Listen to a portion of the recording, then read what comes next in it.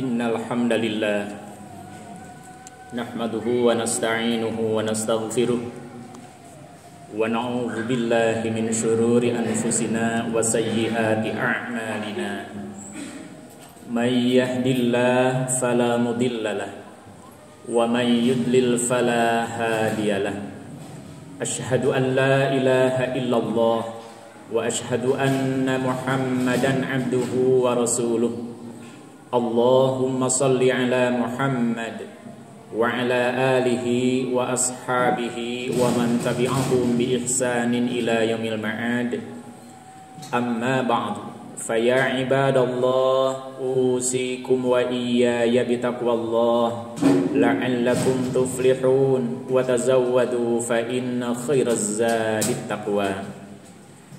Para tamu undangan Allah, jamaah salat Jumat yang Allah muliakan,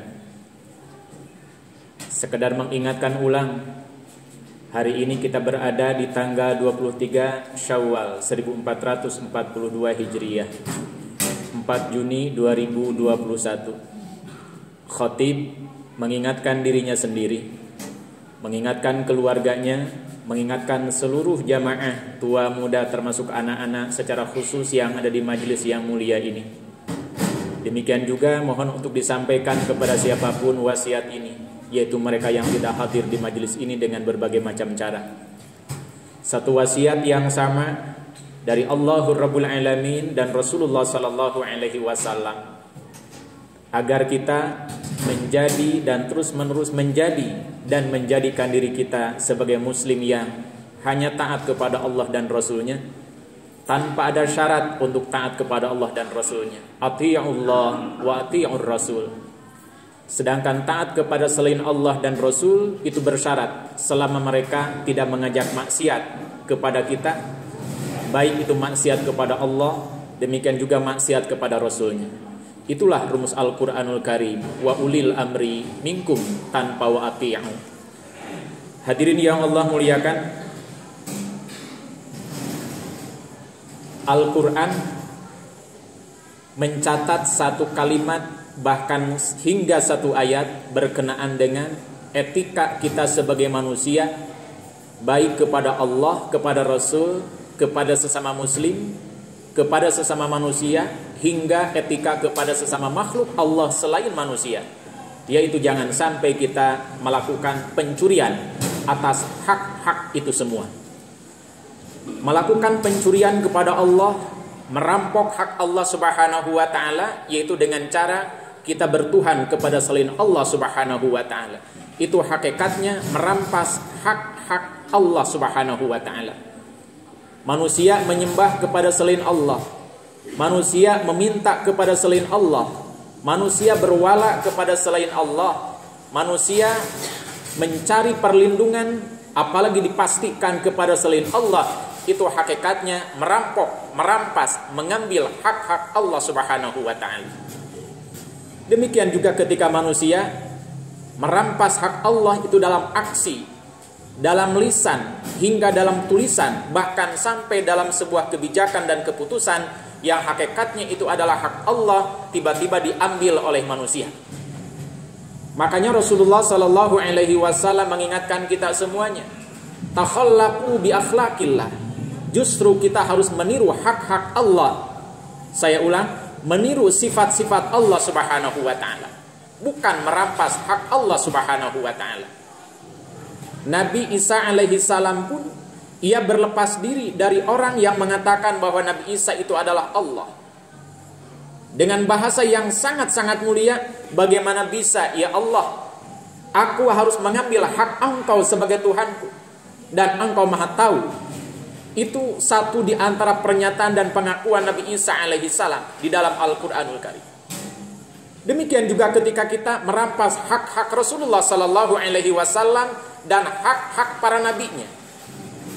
Catatan dalam syariat yang kita yakini, yaitu al-Islam, dengan tidak bermaksud apapun kepada siapapun yang tidak ridho kepada syariat Islam, bahwa Nabi yang terakhir adalah Nabiullah Muhammad Rasulullah Sallallahu Alaihi Wasallam. Tiada nabi setelah beliau, la nabiyya ba'da. Akan tetapi apa yang dilakukan oleh Nabi itu semuanya dititipkan kepada seluruh umatnya. Bahkan orang-orang tertentu menjadi ahli waris para Nabi itu sendiri, yaitu alimun ulama. Dengan demikian ada kalimat yang sangat sederhana sekali bagi kita semuanya, ahli ilmu, ahli masjid, ahli ibadah, ahli ngaji, ahli berdoa, ahli berdakwah, ahli bermajlis kebaikan dan kebenaran. Maka siapapun yang memuliakan ulama, itu hakikatnya sama dengan memuliakan para nabi dan rasul. Juga sebaliknya, siapapun orang yang coba-coba apalagi merencanakan untuk mempersekusi alimul ulama di bidang apapun juga, baik ulama di bidang syariah sampai ulama di bidang sains dan teknologi, maka hakikatnya mereka adalah mempersekusi dan menyakiti para rasul dan para nabi itu sendiri. Hadirin yang Allah muliakan, itu adalah tingkat yang sangat tinggi, mempersekusi Allah, mempersekusi para rasul, turunannya mempersekusi para alimul ulama, bahkan murid-murid ulama itu sendiri. Tetapi ada yang menarik jamaah yang Allah muliakan. Bagaimana ketika kita merampas hak-hak makhluk? Dalam ilmu biologi, adanya dan bangunan keutuhan ekosistem itu ketika unsur-unsur tertentu ada padanya. Ada manusia, ada binatang, ada tumbuhan, bahkan ada serangga. Di dalamnya ada air, ada udara, ataupun ada lingkungan yang lainnya. Satu saja, instrumen ekosistem itu diambil tanpa hak, maka akan rusak secara otomatis bangunan ekosistem itu sendiri. Saya mengambil contoh, ini adik-adik para remaja, tidak terkecuali para orang tua, yang di dalam bangunan kaku manual ini termasuk yang di luar, menyimak dari audio yang lainnya. Kita melihat di sawah, kita ada kalanya mendengar suara katak. Suara katak bersahutan.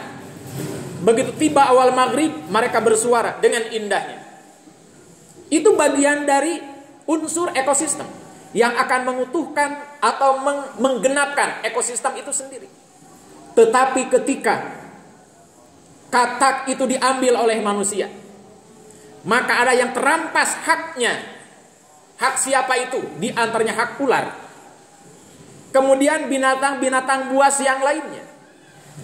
Karena konsumsi ular itu diambil oleh manusia, maka mau tidak mau mereka di antaranya ular harus berupaya mempertahankan hak hidupnya.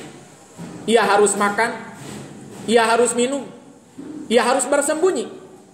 Karena tempatnya dan konsumsinya tidak ada, sudah dimakan dan diambil oleh manusia, maka tidak sedikit ular itu marakayang.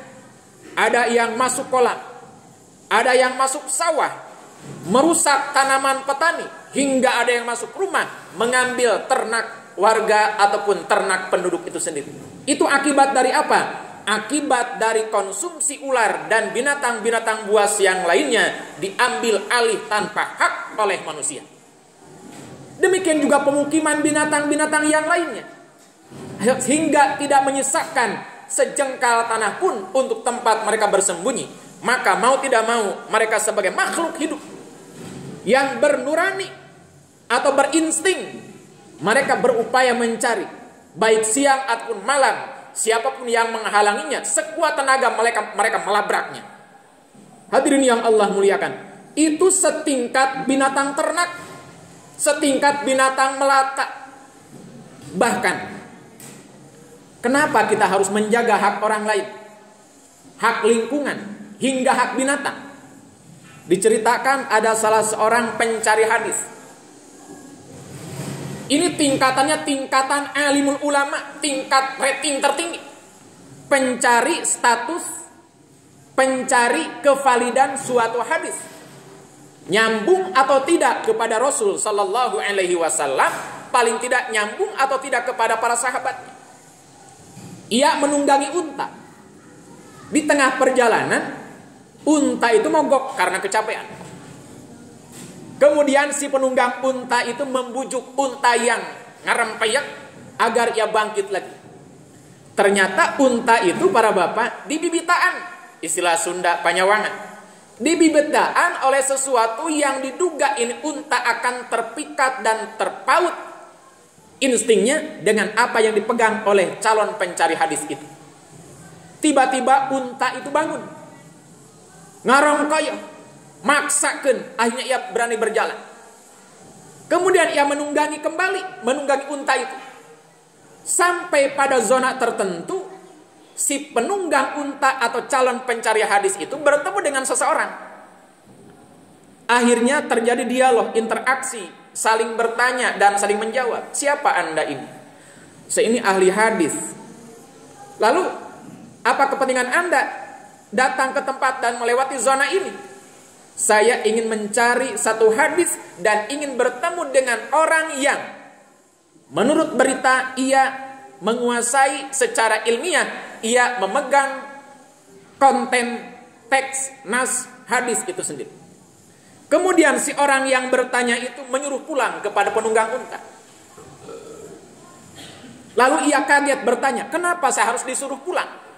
Kan saya belum bertemu dengan orang yang saya tuju. Hadisnya pun belum saya ketemu. Tapi informasi sudah ada.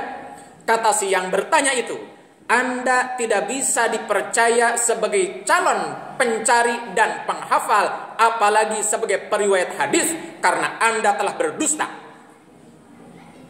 Lalu orang yang menunggangi unta itu yang disuruh pulang kaget.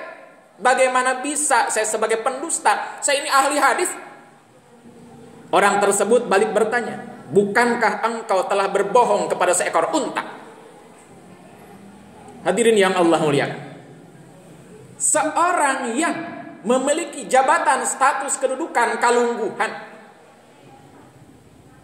porsi dan posisi tertentu, jangankan berbohong kepada Allah dan Rasulnya, jangankan berbohong kepada alimul ulama, jangankan berbohong kepada para pengikut ulama, jangankan berbohong kepada umat Islam, jangankan berbohong kepada orang-orang yang sesama manusia secara keseluruhan, berbohong kepada unta saja sudah tercoret dari derajat manusia pencari hadis dan penghafal termasuk periwayat hadis. Apalagi kalau manusia hanya karena punya jabatan tertentu tiba-tiba menakut-nakuti umat, mempersekusi orang yang dianggap sebagai ahli waris Nabi, yaitu alimul ulama. Lebih dari itu berbohong kepada seluruh umat Islam. Hanya karena hasil kompromi, konsensus, bikin sebuah kesepakatan, bikin dan melakukan siaran pers. Melakukan informasi, transfer informasi yang inti dan di dalamnya ada dusta. Tapi mengapa itu sampai disepakati? Karena bersepakat mereka sebagai pelaku-pelaku kejahatan. Dengan demikian, bagaimana bisa orang tersebut harus tetap dianggap sebagai imam, sebagai pemimpin, sebagai penguasa atau wakil rakyat, atau sebagai sandaran dan cantolan publik jika mereka bersepakat melakukan kejahatan, apalagi konten yang dijahatinya adalah konten agama Allah Rabbul Alamin. Allahu Akbar. Jamaah yang Allah muliakan, disinilah pentingnya kita berilmu dan beragama sebelum kita berkedudukan. Jangan sampai dibalik, berkedudukan dulu dengan berbagai macam cara, baru belajar ikra, baru belajar fikih, baru belajar nutup aurat, baru belajar bacaan Al-Quran, baru belajar tayamum, belajar wudhu dan belajar salat. Padahal mereka sudah berkedudukan. Tidak pernah akan bisa. Al-ilmu qabla al-amal, wal amal tabi'uh. Belajar dulu, berilmu dulu, baru orang tersebut diberi jabatan dan kedudukan. Apakah mereka ditunjuk karena kompetensinya, atau mereka berani meminta karena ada tanggung jawab pada dirinya? Sebagaimana Nabi Yusuf alaihi salam, ia berani minta jabatan atas petunjuk Allah untuk dijadikan menteri keuangan kepada Raja Mesir, karena ia punya jaminan, yaitu jaminan amanah beragama. Yang kedua, profesional di bidang ilmu keuangan. Hadirin yang Allah muliakan, kalau kita hubungkan dengan zona, dengan wilayah lingkungan hingga negara manapun juga, wilayah manapun juga, lingkungan komunitas manapun juga, ketika dilacak oleh ilmu tertentu, ini negeri atau kawasan itu loh jinawi, gemah ripah, hejong emploh, kandungan kekayaan alamnya sangat melimpah. Tetapi ketika dirijat lagi dengan rumus-rumus sosial, data kependudukan, kok masih banyak orang yang miskin. Ada apa dengan semua ini? Ada dugaan berat, ada dugaan besar. Boleh jadi manusianya tidak bersyukur kepada Allah. Yang kedua, boleh jadi ada rampok-rampok besar yang dibiarkan merajalela. Dan Rasul mengatakan akan terjadi satu kehancuran, akan terjadi satu kebinasaan apabila orang-orang yang bergengsi, orang-orang berdasi, berkedudukan, mencuri, mereka dibiarkan, tidak pernah digubris. Tetapi ketika ada orang kecil melakukan pelanggaran, mereka terus-terus dipek-pek sampai tidak bisa berkutik kembali. Apabila hal ini terjadi, terlepasmu di Indonesia atau tetangga Indonesia, maka tunggu kehancuran itu sendiri. Dan Rasul mengatakan, idza wussidal amru ila ghairi ahli fantadhiris sa'ah. Apabila satu amanah, jabatan, kedudukan dan tanggung jawab tertentu dalam bidang apapun juga, tetapi dipaksakan atau dibeli, diusahakan dengan berbagai macam cara sampai amanah itu hinggap dan singgah padanya, sedangkan ia tidak memiliki kemampuan, maka tunggu kehancurannya. Hadirin yang Allah muliakan, amanah ini bukan semata-mata ngurus masjid, bukan semata-mata ngurus musalla, bukan semata-mata mengimami jamaah, hingga mengelola keuangan umat sekecil apapun juga, sampai sebesar apapun juga. Jika disalahgunakan, maka tetap itu adalah kejahatan dan pelanggaran yang akan bikin malapetaka. Cepat ataupun tidak, orang-orang yang dizalimi, doanya diijabah oleh Allah Rabbul Alamin. Hadis qudsi mengingatkan, ittaqu da'watal mazlum. Wahai manusia, wahai orang-orang beriman, atau siapapun juga, hati-hati terhadap jerit tangis mujasmedi, curhatnya orang-orang yang dizalimi. Mengapa demikian? Doa dan jerit tangis mereka tidak ada penghalang antara ucapnya dengan ijabah Allah Rabbul Alamin. Semoga Allah Subhanahu wa ta'ala menjaga kita semuanya, dan segera Allah membukakan siapapun yang menista Allah dan Rasulnya, menista alimul ulama dan umat Islam, bahkan menista bangsa dan negara termasuk lingkungan. Semoga segera Allah munculkan jawabannya, beserta Allah memberikan jalan agar kita bisa melakukan klarifikasi dan identifikasi siapa sebutnya penjahat-penjahat itu sendiri. Allahumma arinal haqqa haqqa warzuqna ittiba'ah wa arinal batila batila warzuqna ijtinabah. Barakallahu li wa lakum.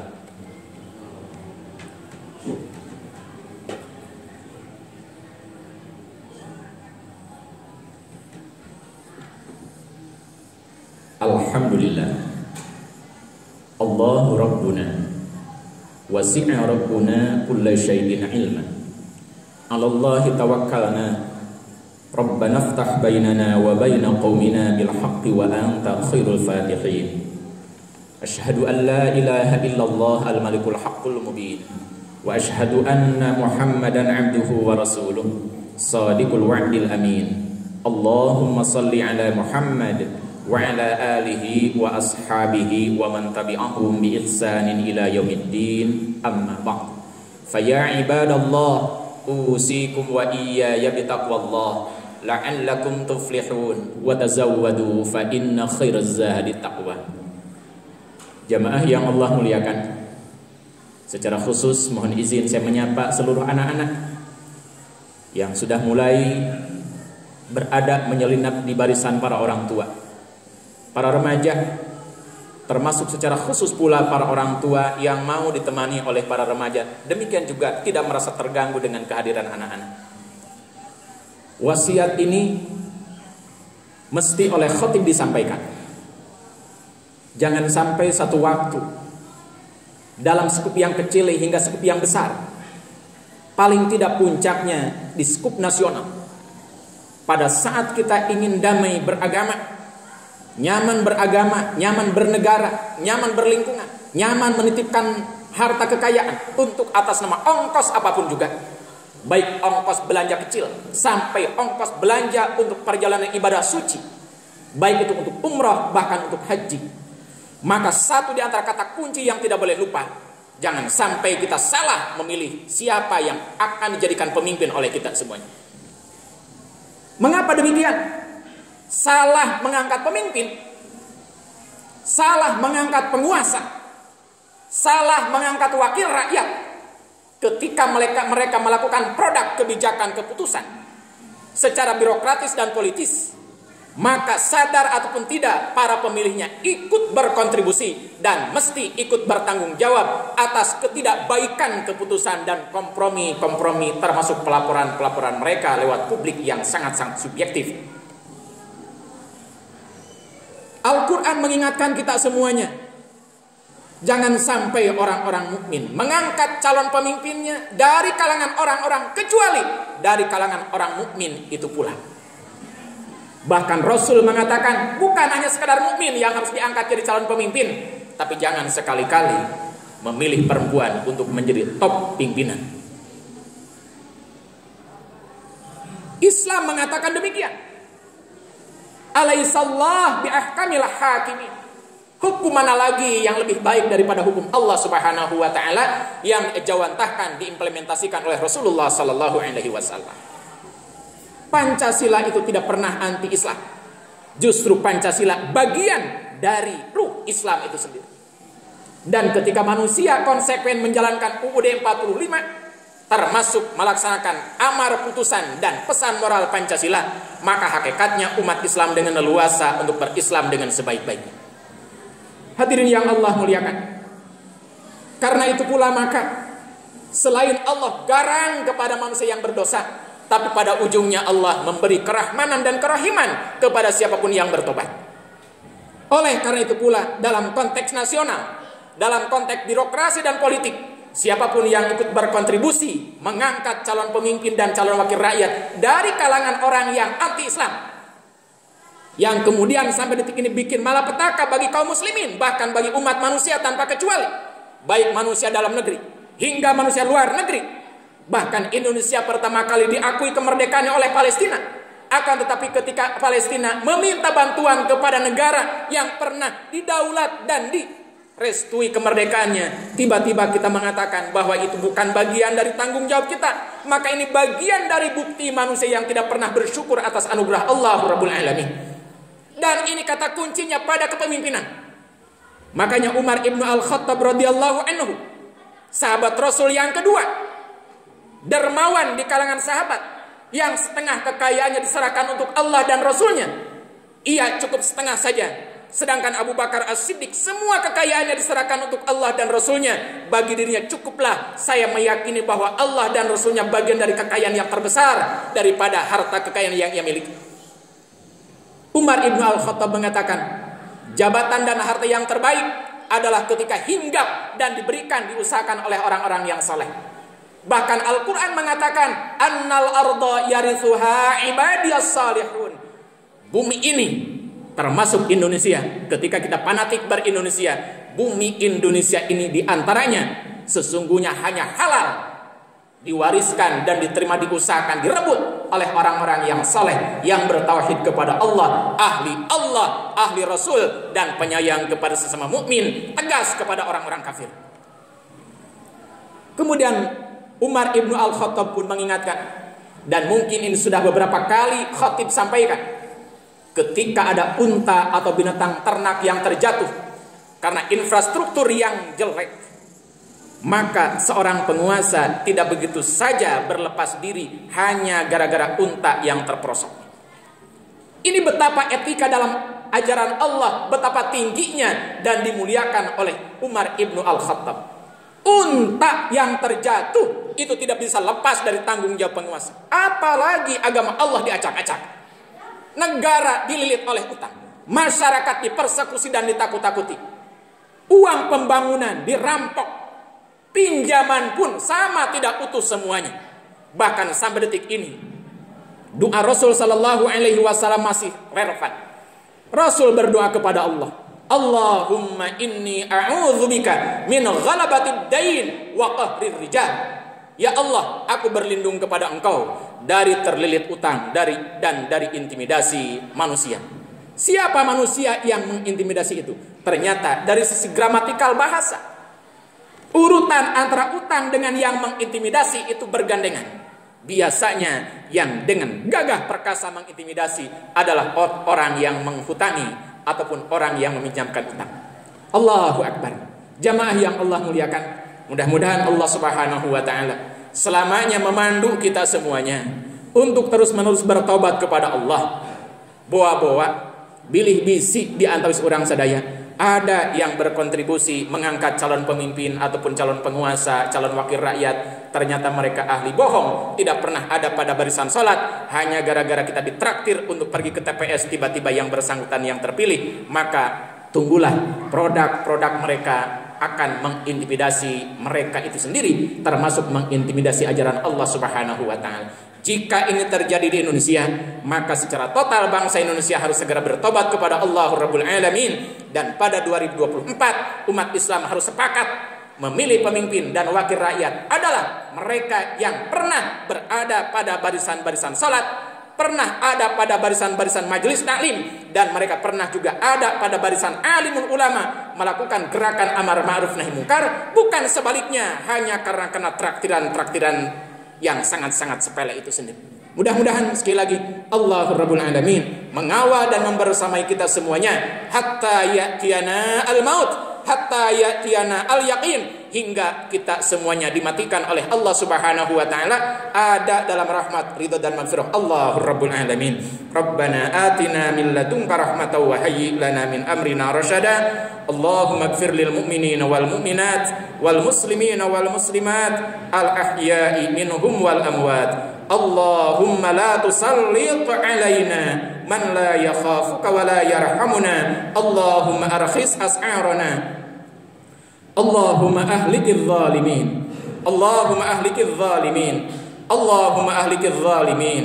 Allahumma ahlikidz zalimin wa tahhir wajhal ardi minhum faqad azumat fitnatuhum wa kabura syarruhum la yaqdiru daf'ahum illa anta fadfa' anna ya qahhar ya jabbar ya muntaqim. Allahumma ahlik Zionis Israel wa ikhwanahum ya rabbal alamin. Allahumma sallimna wal muslimin wa afina wal mu'minin wa iyyahum syarra masaibid dunya wad din. Rabbana atina min ladunka rahmatan wa hayyi lana min amrina rasyada. Nas'alullaha al-azim rabbal arsyil azim ayyashfiyana. Rabbana atina fid dunya hasanah wa fil akhirati hasanatan wa qina adzaban nar wa adkhilnal jannata ma'al abrar ya azizu ya ghaffar ya rabbal alamin. Hasbunallah wa ni'mal wakil, ni'mal maula wa ni'man nasir. 'Alallahi tawakkalna wa ilallahil masir. Subhana rabbika rabbil izzati amma yasifun wa salamun 'alal mursalin walhamdulillahi rabbil alamin. Ibadallah, innallaha ya'muru bil 'adli wal ihsan wa ita'i dzil qurba wa yanha 'anil fahsya'i wal munkari wal baghi ya'idzukum la'allakum tadhakkarun wa la dzikrullahi akbar. Astaghfirullah li wa lakum. Amin ya Allah ya rabbal alamin. Sebelum muadzin iqamah silakan segera berdiri semuanya.